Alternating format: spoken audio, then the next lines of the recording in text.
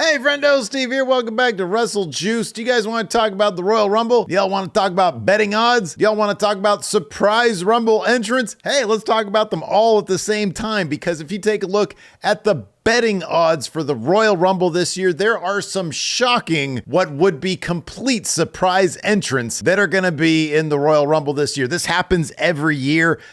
Las Vegas, the bookies there, the people go around. If you don't pay your bets, go home, they'll break your legs or whatever, however it works in the movies. So yeah, Bet Online has the latest Royal Rumble betting odds. This happens every year. Anybody that could possibly show up, whether it's within the realm of reality or not, if they're not under contract with WWE, if there's any sort of outside possibility they're going to show up, they'll end up in the betting odds. So for example, this year, if you want to say, I don't know, The Rock is going to actually be in the Royal Rumble, there's some money to be made for you. Let's go ahead and take a look. All right, so nothing too out of the normal here when it comes to the first batch of names in the 2024 Men's Royal Rumble. Of course, as always, we got the name and then next to it, the betting odds themselves. So CM Punk right now, and by the way, I never consider this a spoiler at all because it's kind of rare. Doesn't happen that often that the favorite is the actual guy to win. And I forget what the betting odds were. Last year was probably Cody because everybody kind of knew that he was going to win. But before that, they've been sort of all over the map. We're going to take a look at the men's and the women's. First up, CM Punk.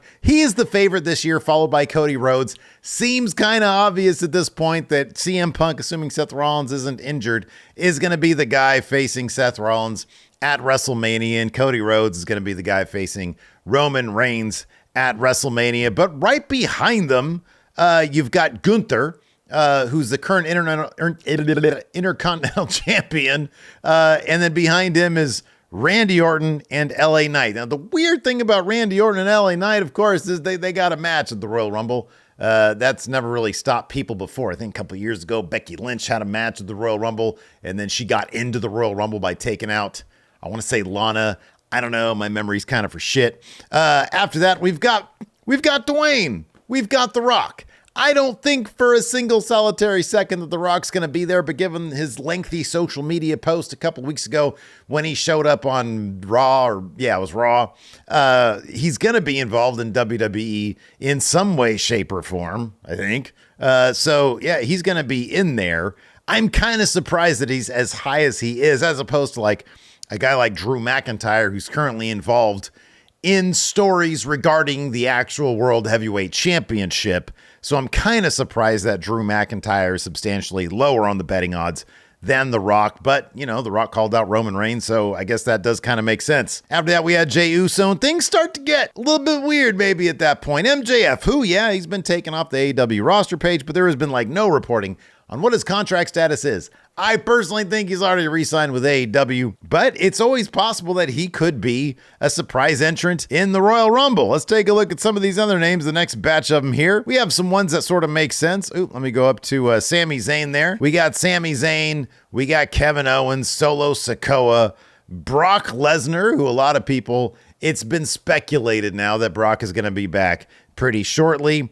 Austin Theory should be nowhere close to this high up on the list. I know Seth Rollins is currently a champion, but I would put Austin Theory below all of Judgment Day, below Big E even. And I know there's been some speculation. I guess the entirety of the New Day is going to be showing up on like the Bump or I don't know, some show, I think soon. And Big E's supposed to be there. So I don't know. I think it'd be awesome if Big E made a return at the Royal Rumble.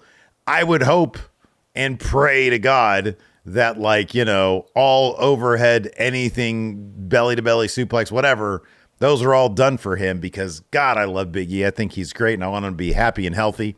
Damian Priest, Dominic Mysterio, Jimmy Uso, these are normal names to be at this level right here. Not a lot of shockers right there. I'm kind of surprised Seth is even on the list, though, but I guess stranger things have happened. Maybe this is before Jinder Mahal was going to get involved. Let's see here. After Seth Rollins, we've got, yes, the Rainmaker himself, Kazuchika Okada. Now, everybody's saying that his contract is up at the end of January. The problem with that is the Royal Rumble is before the end of January by 4 days. So exactly how the Rainmaker himself would get out of that, get to the Rumble, win the Rumble is sort of beyond me. But hey, I'd be okay with that. AJ Styles is right behind him. He's another guy who already has a match, but I do appreciate that AJ Styles is has less of a shot to win the Royal Rumble than Kazuchika Okada does, and he's way below the two other guys that are in the match with him in that Roman Reigns match, LA Knight and Randy Orton. So I don't know why that is. We got a bunch of other names: Bobby Lashley, Braun Breaker, Bronson Reed, Finn Balor, Montez Ford, Santos Escobar, Carmelo Hayes. Those are all names that, make kind of sense in some way, shape, or form. Carmelo's an 8,000 point underdog, well behind guys in the Judgment Day. I mean, any of these guys could potentially, I kind of figure that all these guys except for Rollins and Okada up here are actually going to be in the Rumble. I don't think AJ Styles is going to be because but a lot of these guys have already declared for it. So a lot of this makes sense already. Let's get into the really weird ones here. We've got Grayson Waller, Logan Paul, who's got a match, but he could still be in the Rumble. Shinsuke Nakamura, Chad Gable, Ilya, John Cena, that's kind of a weird name. Ricochet, I don't know where Ricochet's been. I don't know if he's injured or what, but he ain't been on TV lately. Sheamus, I think, is injured. Roman Reigns has as good a shot to win the Rumble as Sheamus, Tommaso Ciampa, Ricochet, John Cena, and Ilya Dragunov. Why? Roman Reigns is not going to be anywhere near this Royal Rumble, but I can appreciate that as some sort of logic puts him here at a 10,000 point underdog or so. Who else we have? Carlito, JD McDonough, Otis, Trick Williams, Johnny Gargano, Ivar, Kofi, Rey Mysterio. Rey Mysterio is injured right now, but I guess stranger things have happened. And then the last couple names here, The Miz and Stone Cold Steve Austin. That's right, I'm heading to the Royal Rumble. I'm going to win this, some bitch. I really like doing my Stone Cold Steve Austin impression. I guess you guys can tell. Anyway, so yeah, Stone Cold winning this. Stone Cold has less of a shot at winning the Rumble than Kazuchika Okada does. By a lot. By like 20,000 points. That's crazy to me. Let's talk about the women here. Bayley, currently the favorite. Oops, whoa, I went too far. Bayley, currently the favorite to win, followed by Becky Lynch, and then Jade Cargill. That, to me, is very interesting. In my opinion, Jade's not going to be in the Rumble. If she was going to be in it, she would be in it to win it. I kind of feel like next year, Jade Cargill might be the favorite, depending on how her first year in the WWE goes, but I kind of feel like she'll be fine. So yeah, Bayley right now is the odds-on favorite. I kind of feel like story-wise that makes the most sense. Becky Lynch being in there makes a lot of sense. Winning it makes a lot of sense. Nia Jax, to a degree, she's in the mix for the world title there. So that kind of makes some sense. Jade Cargill being so far up above the rest of the field here, including Bianca Belair. That's kind of shocking that Bianca Belair is that low on the list. I'm actually really kind of surprised about that one. Who won it last year? Rhea Ripley won it last year, and then I think Bianca was the year before. Sasha Banks also really high up on this list, just behind Bianca Belair and ahead of somebody else who's going to be returning soon, Liv Morgan. Whether or not she's actually going to be in the Rumble, who knows? Asuka, of course, she's always a good pick right there. Shayna Baszler, Zoe Stark. Trinity's up there in front of a lot of names that are currently in WWE, including Io Sky, who's currently a champion. Doesn't make any sense. Same with Rhea. Ronda Rousey's not with the company anymore, but again, stranger things have happened. Roxanne Perez, Shotzi, Dakota Kai, who's I think injured still. Piper Niven, Tiffany Stratton. Those are all names that I would personally put above Ronda Rousey and even Naomi. But I could see Naomi being back in time for the Rumble. That would be a great place for her to return. She's always known for those awesome spots in the Rumble. Getting thrown off the apron and then doing the thing with on the hands, the handstands or whatever. Yeah, man, I hope she comes back. I really like her. She's great. Let's see. Who else is here? Any other surprises?